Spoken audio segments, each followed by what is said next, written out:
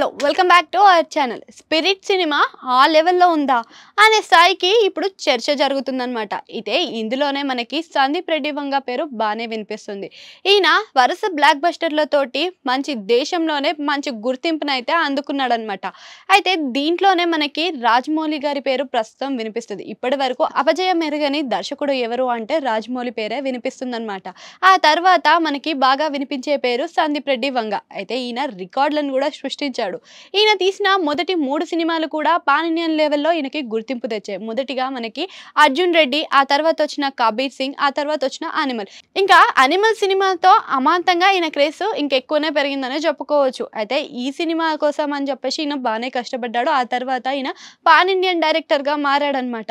అయితే pan Indian డైరెక్టర్లు అనగానే మనకు గుర్తుకొచ్చే పేర్లు అయితే ఎస్ఎస్ రాజమౌళి, ప్రశాంత్ నీల్, ఇంకా సుకుమార్ లాంటి వాళ్ళే మనకి గుర్తొస్తూ ఉంటారు. తర్వాత అసాధారణమైన క్రేజ్ ని సంపాదించుకున్నాడు సందీప్ రెడ్డి వంగ.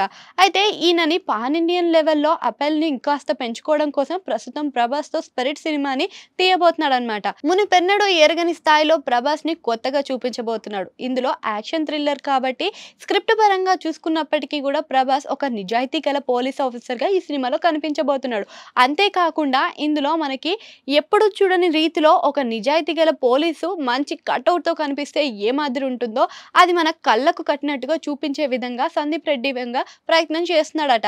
అయితే దీనికోసం అని చెప్పేసి మంచి యాక్షన్ థ్రిల్లర్ విజువల్ వండర్స్ ని చూపించడం కోసం అని చెప్పేసి నిర్మాతలు కూడా 300 కోట్లకి పైగా ఖర్చు పెట్టబోతున్నారట. ఇక ఈ లెవెల్ సినిమాని పాన్ ఇండియాలో మనం చూడబోతున్నాము. ఇంతేకాకుండా ఇప్పటివరకు డైలాగ్ ప్రాసెస్ కూడా స్టార్ట్ అయిపోయిందంట. ఈ సినిమా షూటింగ్ కూడా డిసెంబర్ నుంచి స్టార్ట్ కానుంది.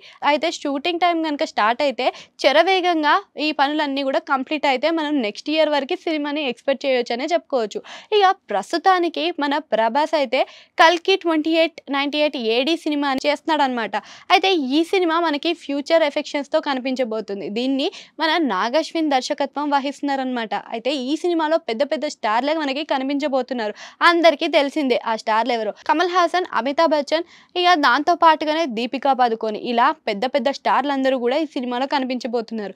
ఇంకా పాన్ ఇండియన్ లెవెల్లో రిలీజ్ కానుంది కాబట్టి ఆ దెబ్బతోటి మన ప్రభాస్ పాన్ ఇండియన్ లెవెల్లో అందరికీ తెలిసిపోతాడు. ఇంకాస్త క్రేజ్ కూడా పెరిగిపోతుంది. వరల్డ్ వైడ్ గా జరిగే ఈ సినిమా కోసం అందరూ ఆసక్తిగా ఎదురు చూస్తున్నారు. దాంతో పాటుగానే స్క్రిప్ట్ చూస్తే మాత్రం అందరూ ఇంకాస్త ఆసక్తిని పెంచుకుంటున్నారనే చెప్పుకోవచ్చు. అయితే ఈ 2 సినిమాలో మీకు ఏ సినిమా కోసం వెయిట్ చేస్తున్నారో అది కామెంట్ సెక్షన్ లో కామెంట్ చేయండి. అట్లనే గంట సింబల్ ఉంటుంది, దాన్ని కూడా నొక్కేరి.